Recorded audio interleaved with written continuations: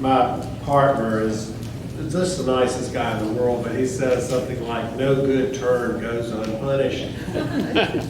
And so I thought I was kind of helping Carol and George out a little bit. And where do they put me in the program? I mean, can you imagine going after Jack Buchanan and Christine, who have given some of the finest talks I've ever heard, to give a talk that I didn't write, haven't studied in a while, and know virtually nothing about? But hey, I'm a lawyer. Does that stop me? Now I have to defer a little bit because our colleague John Allard has been absolutely studying this, and I'm sure that John will have some things that he'll want to point out to me, which is fine. But about 5 years ago, we came here, and I really came because George was going to give his version of the Bridges campaign. And I knew that it was local to George, and I knew it was close to his heart, and I thought George did a superb job. And so when he and Carol were on the phone the other night, it sounded to me like George just needed to do this presentation because I knew he had done it before, and I didn't know that there was anything that could possibly be added to it. So when he declined, I said, well, you see, I have no notes, so this is a little extemporaneous, but we'll dive into it and see where it goes. Okay. Where's that doctor? Uh-oh, here we go again. I broke it.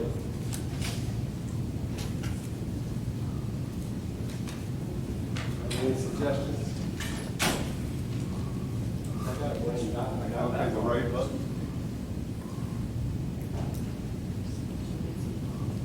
Let me see if I can move it. See if you can put some WD-40 on it.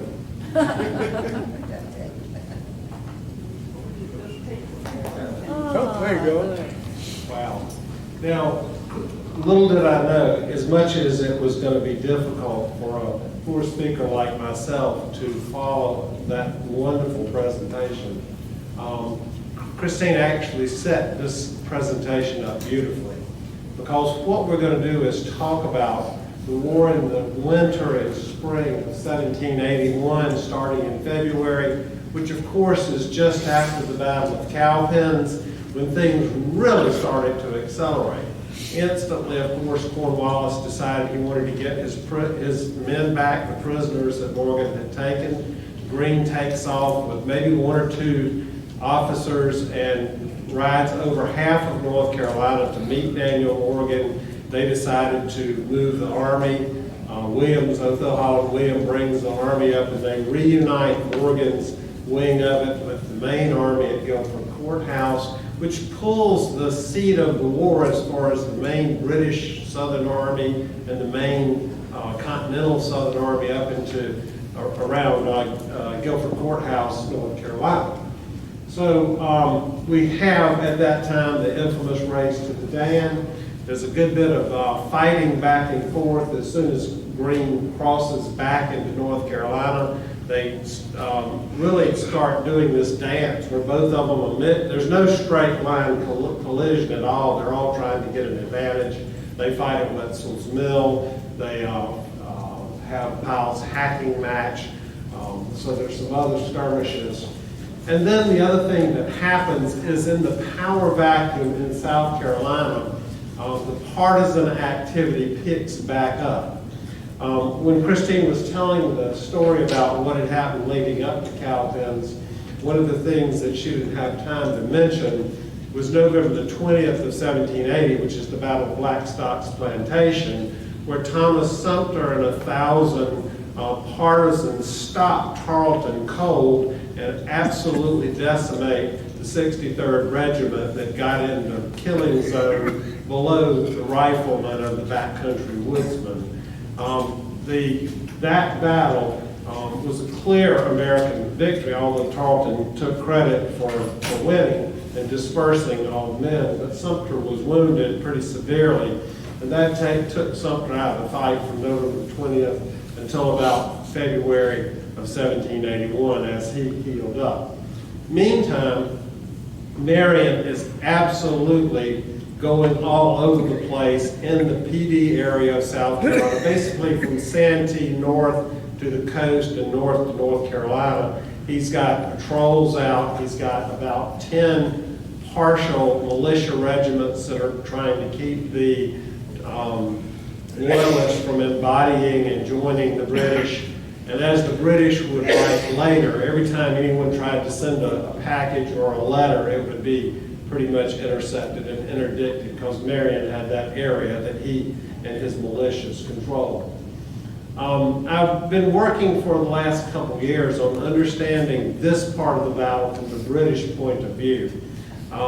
We all tell the story a lot from the American point of view. Marion did this, Greene did this, Hardin did this, those kind of things, which is great. It's the way I started learning it too. But since we have now more easily available to us the British papers, starting with the publication of the Cornwallis papers, it's fun to read what they were thinking and what they were doing. We've also have the wonderful advantage now of Bill Anderson's work. If you're not familiar with it, it's called elehistory.com, ELE as an elemental. And that is where he's doing the simple task of taking every unit, putting them on a map every day and tracking where they move. And if you look at what was going on in South Carolina at this time, it's what I call the busy bee or fly swatter approach to anti-partisan warfare.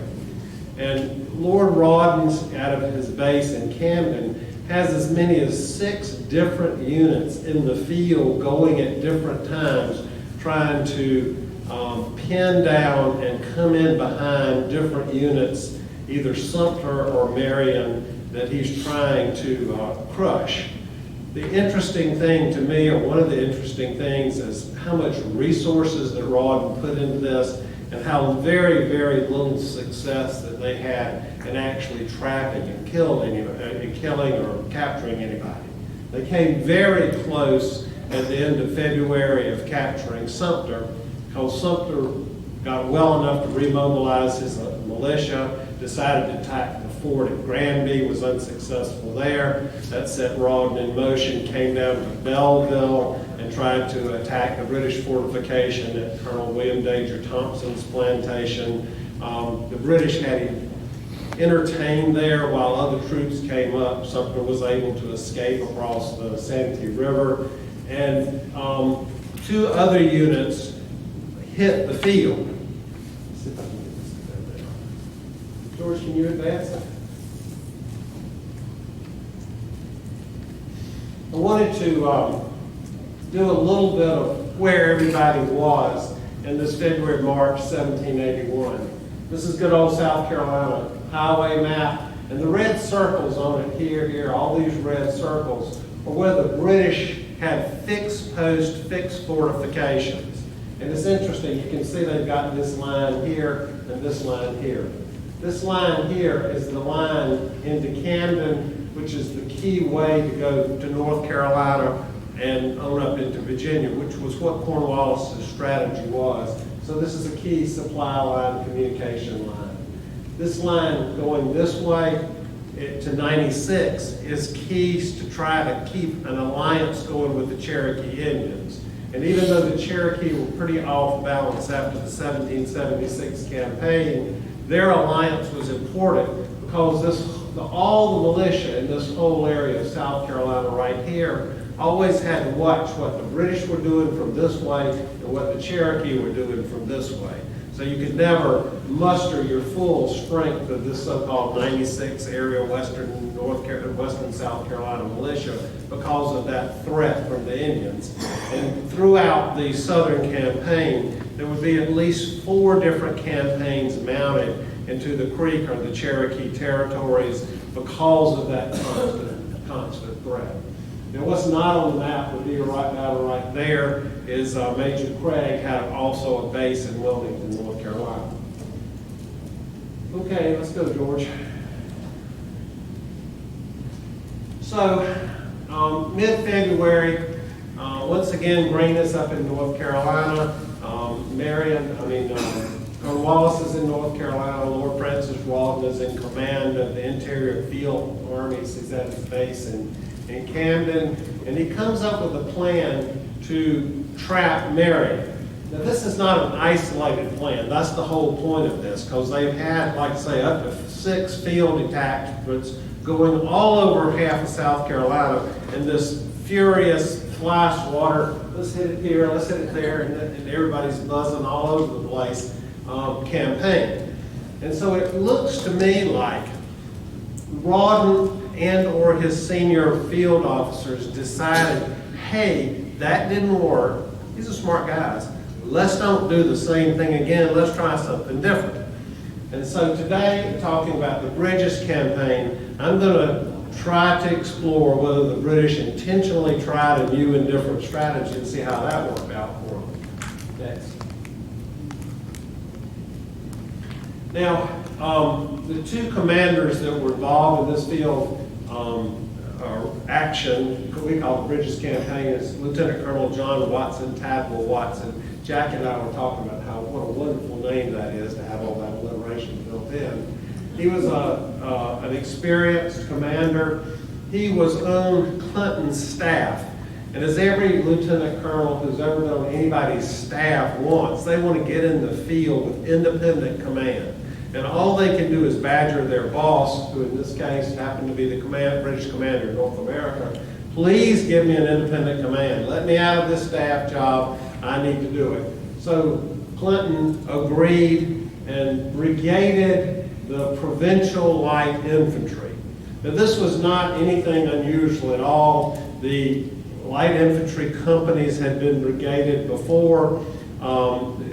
They were some in Savannah, actually, in 1779, had come down in 1778.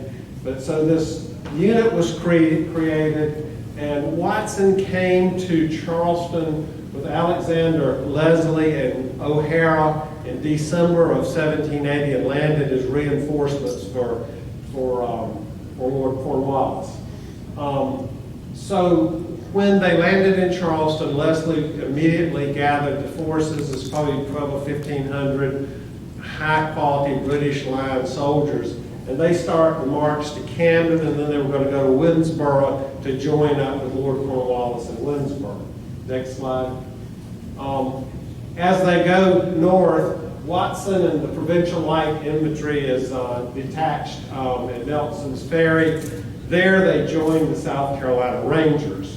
Now, the South Carolina Rangers is a ragtag and poorly thought of provincial unit that is recruited mainly in the Lynch's River area of South Carolina, what we might call Lee County today, and maybe Darlington and Florence and that kind of area of South Carolina.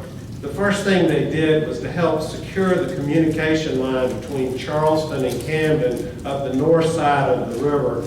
Of the Santee River was built Fort Watson on top of the Indian Mound there at Scotts Bluff, just north of where the I-95 crosses Lake Marion now. At that time, and I think probably Watson knew about it almost instantly because the British intelligence was good, is Sumter is in the field again in this little campaign that he undergoes where he attacks Granby and goes attacks the Sumter's, the British post at Belleville near Fort Mott is happening. And there's a garrison of troops, but Watson is participating in this fly swatter expedition where there's units flying around in every which way, first to try to pin down Sumter, and secondly, they'll turn and go after Marion.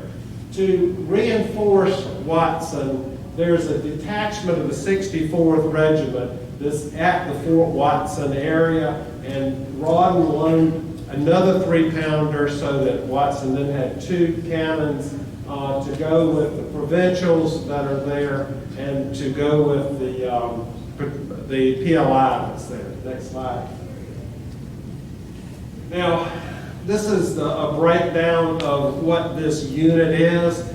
The light infantry, somebody said, I think maybe Karen was talking about it, this is the cream. These are the fastest runners, the guys who are the most aggressive, the guys who can, run 20 miles behind a horse, holding on, and then pick up their brown vests and and do the job with the bayonet. So these are the best of these provincial units, mainly from the New Jersey Volunteers and Delancey, the King's American Regiment.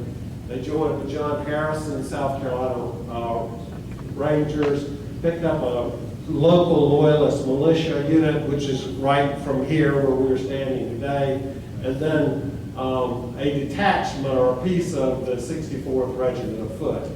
Now, I borrowed most of this from J.D. Lewis, except I amended it a little bit by adding the detachment of the 64th Regiment of Foot. So I figured that Watson by this time has over 500 people, some of which will get left behind to garrison Fort Watson, but most of which are going to go on this little chase we call the Bridges Campaign. Next. So Francis Marion, of course, is in contact with Sumter. And most of the time during the partisan war, Sumter and Marion have no reliable communication at all. But interestingly enough, during this period of time, the Americans controlled enough of the countryside so couriers could actually communicate with each other. And it's funny reading Marion correspondence, that most time Marion didn't have any paper. But in this particular instance, he must have had a fresh supply, because this is one of the most prolific period of Marion letter writing that exists in his whole life. And so Sumter is basically in this campaign trying to get